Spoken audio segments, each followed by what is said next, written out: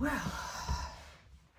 we are 2 days out from our official moving day, and it's thundering outside today, and I am exhausted. My eyes feel prickly.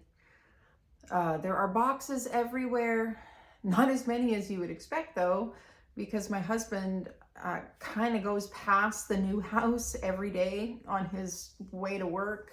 So he's been taking loads over there every single day. And it's actually been making him feel worse about the place because, of course, it's just a big empty, well, not very big. It feels small compared to this place. It's just a little empty house. And there's so much road noise that it's really been making him feel like it was a mistake to sign the lease on this place and that we should have looked longer because it's going to feel small. It's going to feel cramped.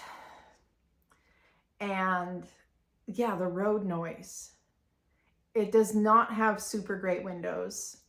So you can hear the road noise inside, and it's kind of on a little bit of a triangle between the freeway and a fairly busy road here. So the road noise is constant. So that is a challenge that I'm going to be facing when it comes to setting up and decorating this place, because I'm a contrary little bitch sometimes. And when somebody tells me something's going to be terrible, I feel like I want to set out to prove them wrong. Like, in part, this is because I love my husband and because it hurts me to see how bad he's feeling about this whole thing, how bad he's feeling about moving into a smaller place. Even though it was a good decision, it's a good location, all of that, but he kind of feels like it's a step down. And you know, he is also he's dealing with a lot of anxiety and has been for a while for a variety of different reasons. And we are a neurodivergent household as well.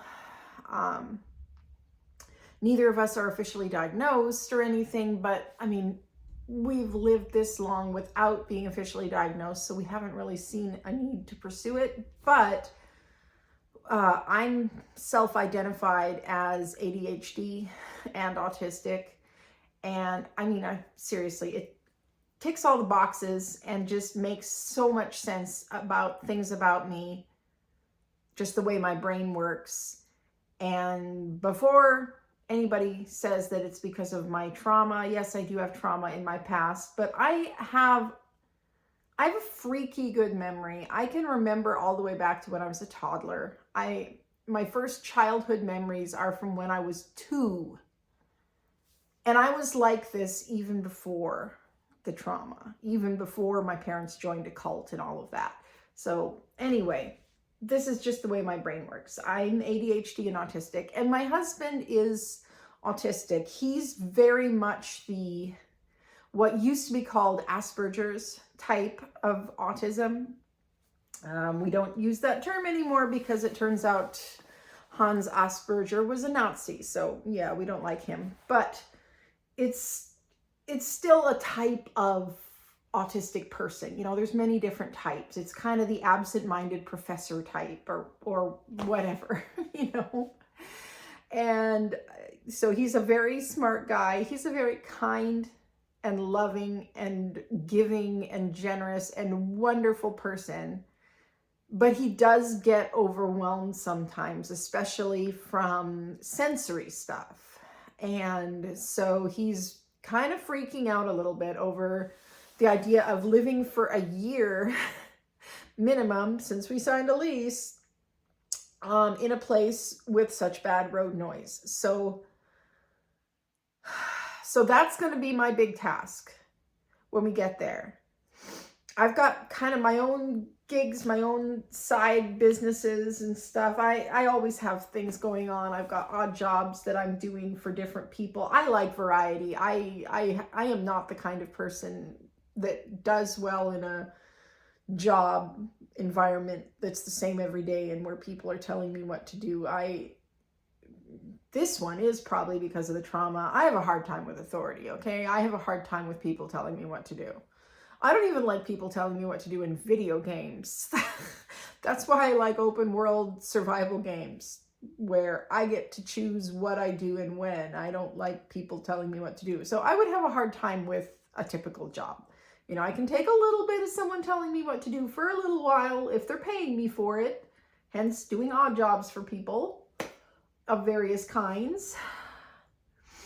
But yeah, I like my freedom. I'd rather be poor and free rather than some good paying job that made me feel like I was dying inside every day. So anyway, regardless of all of that, where was I even going with that? How did I even get to that? I don't even remember. Yeah, ADHD much, you think?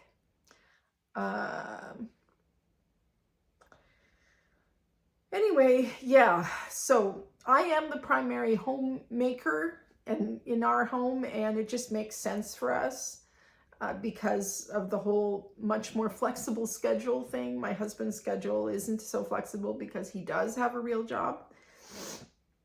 And also, I just enjoy decorating. I'm artistic. He's artistic too, but in different ways. I mean, he's an engineer. He's always tinkering with things. He's always improving things. Everything that he touches is better after he tinkers with it for a while. I mean, even his clothes, I can't even count how many items of clothing I've found of his where he's cut something or he's changed something, or his shoes always have shoe goo on them because he's got to fix the arch support anyway. He's a natural engineer. It's just who he is. So anyway, I'm going to be working on making our new place, our new rental townhouse, a home. And working on making it feel somewhere where we can relax, feel like a haven, feel safe for our senses, and also feel cheerful and happy because, yeah, it doesn't have as much natural light as this current house, which you can't see today because it's a thunderstorming day outside, and this room only has the one window anyway. But this house does have a lot of natural light in it, and the new place doesn't so much. But I'm really excited too, because this is going to be an opportunity for a fresh start. This is going to be an opportunity for me to figure out how to actually keep a house clean in an ADHD friendly way, because I'm moving into a place that's clean to start with. I don't have to catch up on, 4 or 5 years worth of unwashed floors or things that I've forgotten to do for a really long time. I can start fresh and try to set up a system to maintain it. And, but also as far as making it feel more cheerful, I need to make it colorful. I hate the color of the walls in this place. And if I'd known we were going to be living here for 6 years, I probably would have painted them. But I didn't, because I didn't know we were going to be here that long, and because painting's kind of a pain in the butt. But I have always hated these muddy tan walls. One good thing the new place has going for it is that all the walls are white. Now that also does mean, though, that it can feel a little cold because of the fact that there isn't so much natural light. I think it was Caroline Winkler who said in one of her videos, love her channel, but just as kind of a throwaway comment or something, she said the reason why you like white walls is because you don't like white, you like natural light.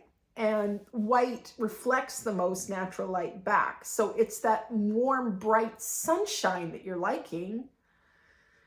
So if you don't have that natural light, then white walls can feel cold and clinical and like a basement jail cell. And that's kind of how some of the rooms in this new place can tend to feel, I think. Since we are probably only going to be staying here for a year because, yeah, we're just going to kind of get to know the area better and probably look for somewhere better that will not have so much road noise. But I'm probably not going to be painting it, but I do want to introduce more color. I feel like I'm coming out of a long depressed phase. I'm still recovering from my post-COVID funk, as I think a lot of us kind of are. For quite a while, I've really been loving gray and neutrals. I have some colorful stuff. I always do. I can't help myself. I'm an artist. I love colorful stuff. Here's one of my favorite couch cushions. But I need more color. And most of the time I tend to gravitate towards cool colors. You know, I like blues and teals and greens and purples. This is another favorite one. But in this place, since it has less natural light and I need to make it feel happier, I'm going to be working on introducing more warm colors along with that. And I do tend to like bright colors. I'm not so much into muted colors. I have a complicated relationship with color. I am a lifelong color nerd. I'm synesthetic. For those of you who know what that means, maybe I'll go that into, I can't talk. Maybe I'll go into that in another video, the type of synesthesia that I have and stuff like that. But anyway, color and I have a very tumultuous and deep relationship. And orange has been my least favorite color for a very long time, but I'm starting to appreciate how it really warms up a space and how well it does pair with the blue tones as a complementary color. So I'm going to be trying to introduce more orange, more yellow, and also like some pink, some magenta, some red, along with some of these other colors. So my new house may end up looking like a rainbow exploded inside it. And if that ends up being the case, I'm going to go with it. I don't feel the need to restrain myself to trends or what's popular or sticking a label on my decorating style. I'm old enough now to just know that I like what I like. I know it when I see it. I like a mix of things. Apparently they have a name for that now. They're calling it eclectic, which, well, that's not a new word. I've known that word for a long time. And actually I've used that word for probably 15 years to describe my decorating style, but now it's trending on Pinterest and stuff. Eclectic. Eclectic home decor. But yeah, that's pretty much my style. So I'm kind of excited to be saying goodbye to these. They're not even beige. They're tan. They're like a muddy tan walls. And I hate them.